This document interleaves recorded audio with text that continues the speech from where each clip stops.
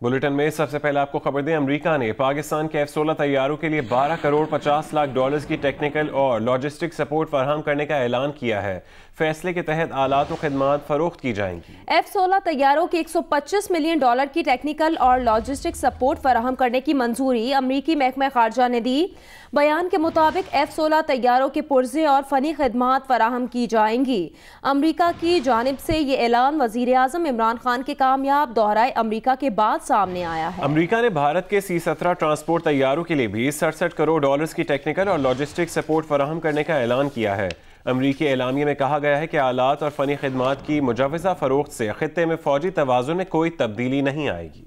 इस मुतालिक मजीद जानेंगे वाशिंगटन में मौजूद जियो न्यूज़ के नुमाइंदे वाजिद अली सैयद से। वाजिद, कहिएगा, प्रोजेक्ट के तहत क्या सपोर्ट फराहम करने की पेशकश की गई है पाकिस्तान को?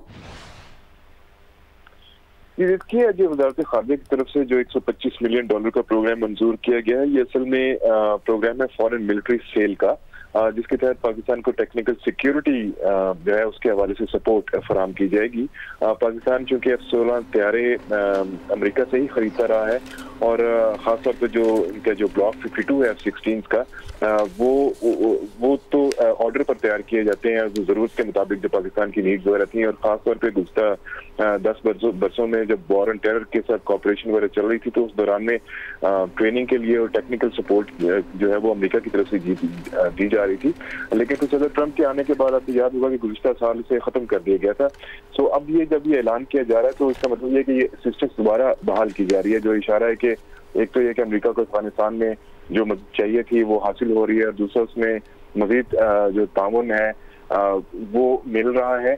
तो उस हवाले से एक तो ये प्रोग्राम मंजूर किया जा रहा है। दूसरा, इस प्रोग्राम में हुकूमत पाकिस्तान को टेक्निकल और लॉजिस्टिकल सपोर्ट भी दी जा रही है। जो एडवांस्ड F-16 प्रोग्राम है, जिसमें स्पेयर पार्ट्स वगैरह आते हैं और जो अपग्रेडेशन का जो प्रोग्राम्स होते हैं, वो भी इसमें शामिल, इसी प्रोग्राम में शामिल होते हैं। जो डिफेंस सिक्योरिटी और कॉपरेशन की जो एजेंसी है यूनाइटेड स्टेट्स की, उनका ये कहना है कि इस डील से अमेरिका की जो फॉरेन पॉलिसी है और जो नेशनल सिक्योरिटी के जो प्रोग्राम्स हैं उसमें बहुत ज्यादा मदद मिलेगी। इस प्रोग्राम के साथ ही इंडिया के लिए भी डिफेंस कॉर्पोरेशन जो कि पहले से भी चल रही है वैसे तो वहां पर, लेकिन वो वहाँ उनके लिए भी एक ट्रांसपोर्ट प्लेन्स वगैरह की डील मंजूर की गई है। गो के एजेंसी का कहना साथ में ये भी है कि इससे कोई खित्ते में जो तवाजुन है वो नहीं बिगड़ेगा। बहरहाल इस प्रोग्राम के तहत तकरीबन 60 कॉन्ट्रैक्टर्स हैं जो पाकिस्तान जाएंगे और F-16 के जो ऑपरेशंस हैं उनकी जांच करेंगे। अच्छा वाजिद, वजीर आजम के कामयाब दौरे अमेरिका के बाद ये जो फैसला सामने आने से क्या मतलब लिया जाए? जी, इसमें जाहिर है कि जो इनका दौरा हुआ तो वो इतना कामयाब रहा कि उसके फौरी तौर पर वो इस किस्म के प्रोग्राम जो पाकिस्तान को वॉर एंड टेरर के हवाले से और फिर अफगानिस्तान में जो जंग चल रही थी, खैर उससे पहले भी और बाद में भी जो सपोर्ट चाहिए है वो कंटिन्यू अब की जाएगी। क्योंकि 10 साल के दौरान जितने भी ऑपरेशंस कम से कम इन लैंड हुए हैं उसमें F-16 वगैरह भी यूज किए गए होंगे। खासतौर पर पिछले जो 2 प्रोग्राम्स थे उनमें इस किस्म की जितनी भी मिलिट्री से रिलेटेड जितनी भी लॉजिस्टिक्स हैं वो अमेरिका से भी एक तो उनकी प्रोविजन होती है, दूसरा ये कि उसके सपोर्ट के लिए टेक्निकल अपग्रेडेशन के लिए ये जरूरी था। सो ये कॉपरेशन इसका मतलब है कि बढ़ रही है और इसका मतलब है कि अफगानिस्तान के ऊपर जो दोनों मालिक के जो समझौते हैं वो अब आगे बढ़ रहे हैं। ठीक है, बहुत शुक्रिया वाजिद अपडेट करने के लिए।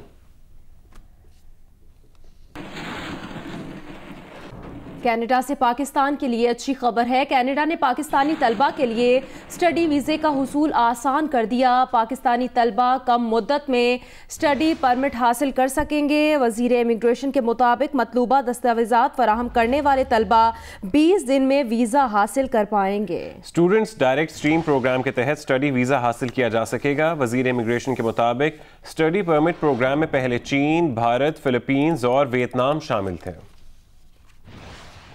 आपको बताएं कि कनाडा से भी पाकिस्तान के लिए अच्छी खबर यह है कि कनाडा ने पाकिस्तानी तलबा के लिए स्टडी वीज़े का हसूल आसान कर दिया है। पाकिस्तानी तलबा कम मुद्दत में स्टडी परमिट हासिल कर सकेंगे और स्टूडेंट्स डायरेक्ट स्ट्रीम प्रोग्राम के तहत स्टडी वीज़ा हासिल किया जा सकेगा। स्टडी परमिट प्रोग्राम में पहले चीन, भारत, फिलीपीन और वियतनाम शामिल थे।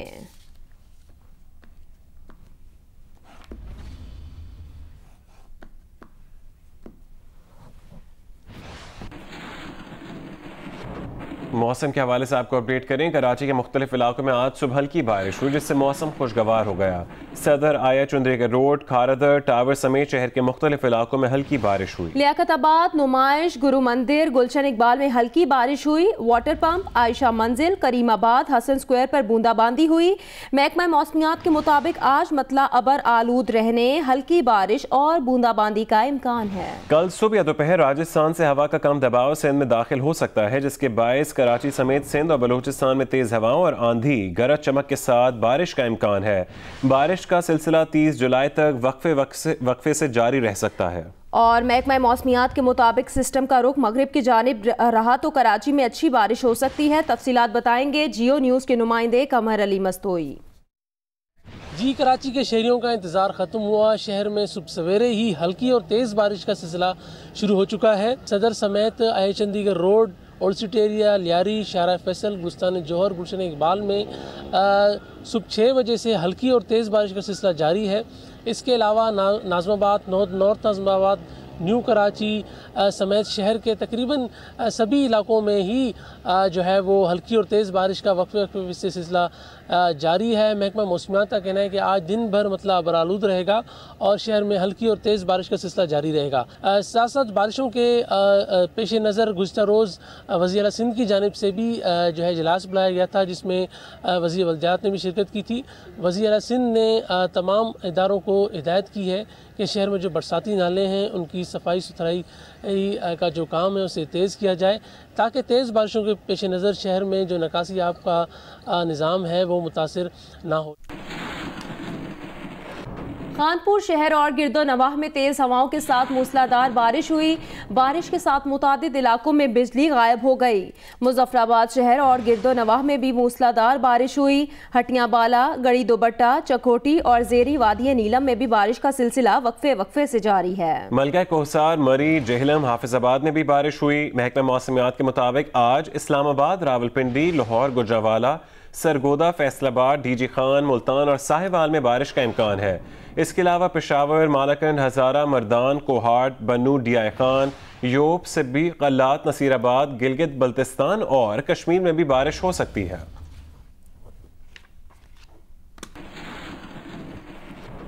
आज़ाद कश्मीर के दारुल हुकूमत मुजफ्फराबाद समेत वस्ती और जनूबी इलाकों में बारिश का सिलसिला थम गया है जबकि बालाई इलाके मॉनसून रीजन से बाहर होने के बायस तूफान बादोबारा से महफूज रहे। मुजफ्फराबाद से रिपोर्ट करेंगे आरिफ उर्फी।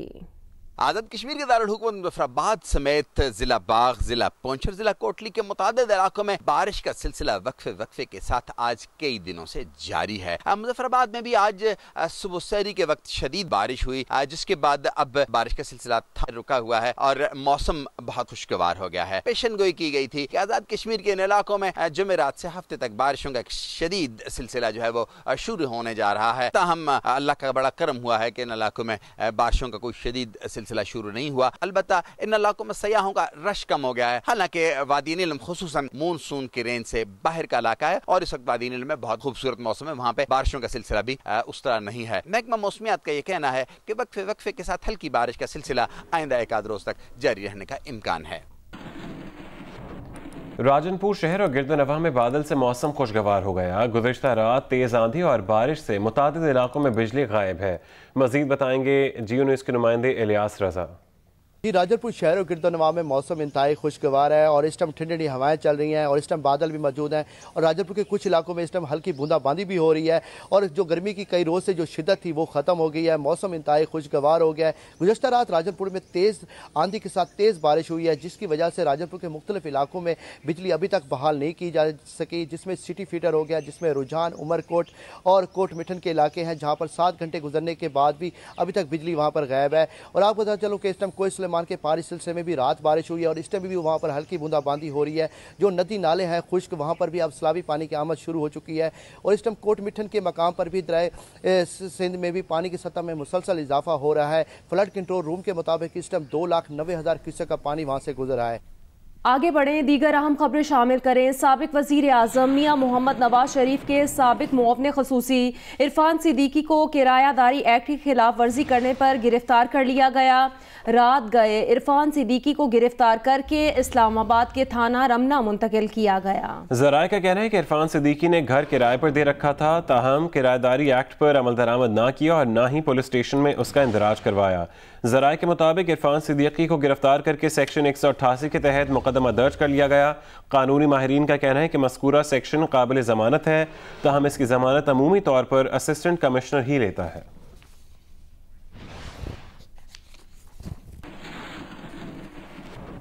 वज़ीर आज़म इमरान खान ने कहा है कि करप्शन केसेस में सजा याफ्ता लोग टीवी पर आकर खुद को सियासी शहीद बना रहे हैं, कौम को गुमराह कर रहे हैं। सब जान लें, एहतसाब का अमल बिला तफरीक जारी रहेगा। वज़ीर आज़म ने कहा, अपोजिशन के एहतजाज पर सख्त रद्द अमल देने का भी फैसला किया है। इजलास में वज़ीर आज़म ने हुकूमती तर्जुमानों को अहम हिदायत जारी कर दी। एहतसाब बिला तफरीक जारी रहेगा। करप्शन केसेस में सजाई याफ्ता अफराद कौम को गुमराह कर रहे हैं, टीवी पर आकर खुद को सियासी शहीद बना रहे हैं, माशी बहरान से निकल आए, अशियाए जरूरत में हर मुमकिन रिलीफ दे रहे हैं। ये सब कहा वजीर आजम इमरान खान ने अपनी जेर सदारत हुकूमती तर्जुमानों के इजलास में।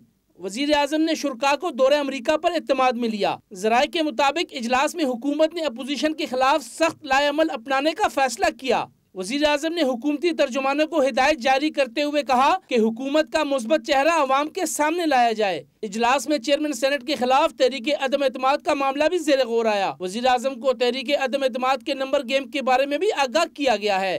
अयाज अकबर, यूसुफजई, जियो न्यूज़, इस्लामाबाद। वज़ीर आज़म की मुअव्विन ख़ुसूसी इत्तलात फिरदौस आशिक अवान ने कहा, सियासी टोले ने यौम सियाह मनाकर मुल्क को यरगमाल बनाने की कोशिश की, जिसको अवाम ने नाकाम बना दिया। ऑपोजिशन के किस रहनुमा की तकरीर नशर होने से रोकी? पैमरा आज़ाद इदारा है, वो कोड ऑफ कंडक्ट पर अमल दरामद का पाबंद है, हुकूमत का इससे कोई लेना देना नहीं। उन्होंने कहा कि जहांगीर तरीन और मरियम के केसेस का कोई मवाजा नहीं किया जा सकता। नाअहल होने और सजा याफ्ता होने में फ़र्क है। मरियम नवाज सजा याफ्ता हैं। वज़ीर आज़म ने हिदायत की है कि ऑपोजिशन के किसी एहतजाज को नहीं रोका जाएगा। जेल में नवाज शरीफ के AC और TV उतारने के बारे में फैसला जेल मैनुअल के मुताबिक वफाकी नहीं, सूबाई हुकूमत ने करना है। Chairman Pakistan Peoples Party Bilawal Bhutto Zardari ने अपनी बहन आसफा भुट्टो के हमरा अपने वालिद साबिक सदर आसिफ अली जरदारी से नैब रावलपिंडी के दफ्तर में मुलाकात की। बिलावल भुट्टो जरदारी और आसफा की साबिक सदर से मुलाकात एहतसाब अदालत की तरफ से जारी हुक्म की रोशनी में हुई। दोनों कुछ देर अपने वालिद के हमरा रहे और बाद में नैब रावलपिंडी से वापस बिलावल हाउस रवाना हो गए। इससे पहले आसफा भुट्टो जरदारी ने अपनी फुप्पो फरियाल तालपुर से इस्लामाबाद में उनकी रिहाइशगाह पर अदालती हुक्म से मुलाकात की। अभी आपको खबर दें, टोबा टेक सिंह से शोरकोट रोड पर चटियाना के करीब ट्रक और मुसाफिर वैन में टक्कर हो गई। रेस्क्यू ज़राए के मुताबिक हादसे में 5 खवातीन समेत 12 अफराद शदीद जख्मी हो गए। अफसोसनाक वाकया पेश आया। टोबा टेक सिंह में शोरकोट रोड पर चटियाना के करीब ट्रक और मुसाफिर वैन में टक्कर हुई है।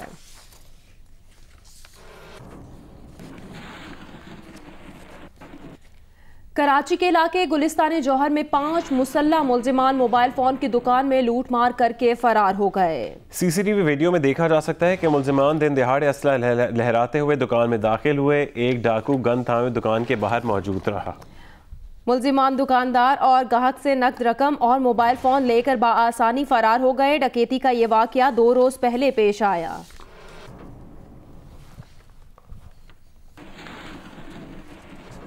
कराची के इलाके डिफेंस में TV एंकर समेत 2 अफराद के कत्ल के मरकजी मुल्जिम आतिफ जमान के ड्राइवर और वाक़े के ऐनी शाहिद नदीम ने दम तोड़ दिया। सरबराह जिना अस्पताल डॉक्टर सीमी जमाली के मुताबिक नदीम की हालत चंद रोज पहले बिगड़ने पर उसे अस्पताल के ICU में दाखिल किया गया था, जहां आज उसने दम तोड़ दिया।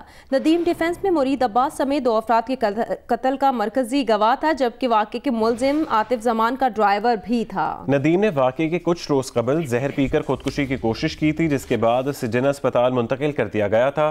तफ्तीशी ज़राए का कहना है कि नदीम को बयान लेने के लिए तफ्तीशी पुलिस ने तलब किया था, लेकिन वो नहीं आया था।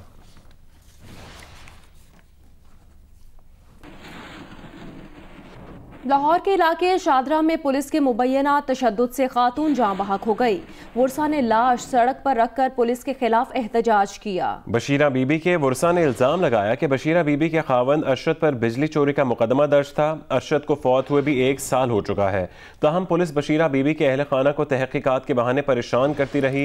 गुज़िश्ता रात भी ASI सरवर पुलिस एहलकारों के हमरा आया और बशीरा बीबी पर बेईमाना तशद्दुद किया और वो मौके पर जाँ बहक हो गई। वुरसा ने बशीरा बीबी की लाश सड़क पर रखकर पुलिस के खिलाफ एहतजाज करते हुए हुकाम से इंसाफ की फराहमी का मुतालिबा किया है।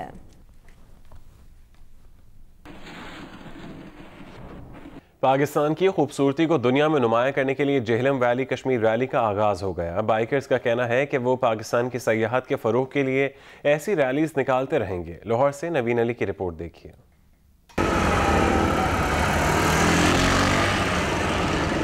पाकिस्तान की खूबसूरती उजागर करने और दुनिया के सामने पुरअमन दिखाने की गर्ज से मीनार पाकिस्तान से कश्मीर तक जेहलम वैली कश्मीर रैली का आगाज हो गया। 40 के करीब बाइकर्स रैली का हिस्सा हैं। रैली के इफ्तिताह के मौका पर पाकिस्तान तहरीक-ए-इंसाफ आज़ाद कश्मीर के MLA मुहय्युद्दीन ऐवान का कहना था कि इन बाइकर्स का कश्मीर में शानदार इस्तकबाल होगा, जो दुनिया में कश्मीर को एक बेहतरीन सियाहती मुकाम की राह हमवार करने में मदद कर रहे हैं। पाकिस्तान का कश्मीर के साथ जो रिश्ता है उसको मजीद मजबूत होगा और वहाँ कश्मीर में जो गवर्नमेंट के जो अपने हाई ऑफिशियल्स हैं वो इनको रिसीव करेंगे। पुरजोश बाइकर्स का कहना था कि वो मुल्की सियाहत के फरोग के लिए हर दम कोशा रहेंगे। कश्मीर की जो जेहलम वैली है इसको प्रमोट करने जा रहे हैं। हम चाहते हैं कि जो हिडन पर्ल हैं कश्मीर के वो जो है उजागर किए जाएं। हम लोग जो एरिया प्रमोट नहीं हुए और टूरिज्म से कम कटे हुए हैं उनको हम लोग साथ मिलाएं। बाइकर्स मुख्तलिफ मुकामात पर मुख्तसर क़याम करते हुए 3 दिन में कश्मीर पहुँचेंगे। कैमरामैन हन्नान यूनुस के साथ नवीन अली, जियो न्यूज़, लाहौर। जिला बदीन की मुआशी मंडियों में सज गए हैं बकरों के बाजार। कीमतों पर होती है शदीद तकरार और कोई भी मानने को नहीं है अपनी हार। हनीफ जई रिपोर्ट करेंगे। जिला बदीन में ईद कुर्बान के लिए बकरा मंडियां सज गई हैं। इन मवेशी मंडियों में कुर्बानी के बकरे क्या है, महंगाई का तूफान भी आ गया। मवेशी मालकान अपने बकरों पे नाजा हैं तो बकरे भी खुद पे इतरादे दिखाई देते हैं और ये नाज नखरे देखकर खरीदार हलकान हो गए हैं। पहले जो वो 16-17 हजार का जो मिलता था, अब जो वो 30,000, 35,000, 28,000, इससे कम बात ही नहीं करते। खरीदारों को कहना है कि मवेशी मंडियों में बैल की कीमत में अब बकरे मिल रहे हैं। दूसरी जानिब बकरा मालकान सिर्फ भाव ताव करने वाले खरीदारों पर खासे बरहम दिखाई देते हैं। जो हमारी चीज है 35,000 की, 30,000 की, उसको 20,000 हमें दे रहे हैं। खरीदारों का कहना है कि कुर्बानी के बकरों की कीमतें इतनी गर्म हैं कि इनके खरीदारी के इरादों को ही ठंडा कर दिया है। कैमरामैन मकबूल अहमद के साथ मोहम्मद हनीफ जई, जियो न्यूज़, बदीन। FBI ने फाइनेंस एक्ट में लगाए गए टैक्सेस की तफसीलात जारी कर दी हैं। 50,000 रुपए से ज्यादा की खरीदारी पर शनाख्ती कार्ड की शर्त का इतलाक 1 अगस्त से होगा। दरामदी अशिया पर रिटेल प्राइस का इंदराज लाजमी करार दिया गया है। आपको बताएं कि सीमेंट, सिगरेट और गाड़ियों पर एक्साइज ड्यूटी बढ़ा दी गई है। फाइनेंस एक्ट के तहत भट्टा किश्त पर 7,500 से 12,500 रुपये माहाना फिक्स टैक्स आयद कर दिया गया है। $30 से लेकर $500 से जायद मालियत के मोबाइल फोन्स पर 135 रुपये से लेकर 9,000 रुपये तक का टैक्स आयद होगा।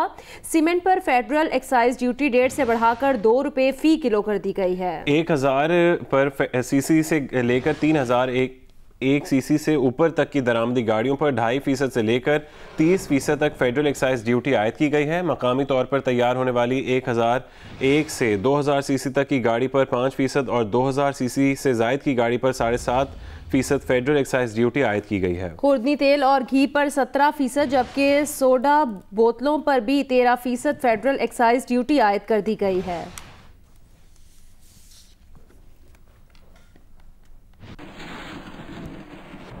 पंजाब की तहसील शकरगढ़ में शहर को 400 से जायद देहात से मिलाने वाला पुल खस्ता हाली का शिकार है। सेफ्टी वॉल्स टूटने से मुतादिद शहरी अपनी जानें गंवा चुके हैं।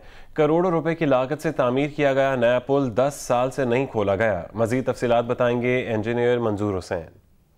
मैं शकरगढ़ को 400 सरहदी देहात से मिलाने वाले अकलौते नाला बही के पुल के ऊपर मौजूद हूँ, जो कि अपनी शिकस्ता हाली के सबब तबई उम्र पूरी कर चुका है। यहाँ पर ये जो पुल है इसके अंदर जगह जगह से शिगाफ पड़ चुके हैं, जहाँ से स्टील नजर आता है और अगर कोई छोटी मोटी सवारी या पैदल शख्स जो है वो नीचे भी गिर सकता है। सेफ्टी पिलर न होने की वजह से कई गाड़ियाँ जो है वो नाला बही में गिर चुकी है। ये जो शिगाफ और इसके जो जॉइंट्स हैं वो टूटने से जो है वो ट्रैफिक का गुजरना मुश्किल है, जिसकी वजह से लोहे की भारी भरकम और मोटी चादरें जो है वो डालकर ट्रैफिक को गुजारा जाता है। दूसरी जानब दिलचस्प अमर ये है कि इस पुल की खस्ता हाली के पेश नजर इसके बिल्कुल मुतवाजी एक पुल जो है वो तामीर किया गया है, जिसको तामीर हुए 11 साल का अरसा गुजर चुका है, लेकिन उसकी फिनिशिंग बाकी है। अब जबकि जो है वो फ्लड रिलीफ के हवाले से या फ्लड अलर्ट जो है वो जारी किए गए हैं, खस्ता हाल पुल किसी वक्त भी जमीन बोस हो सकता है।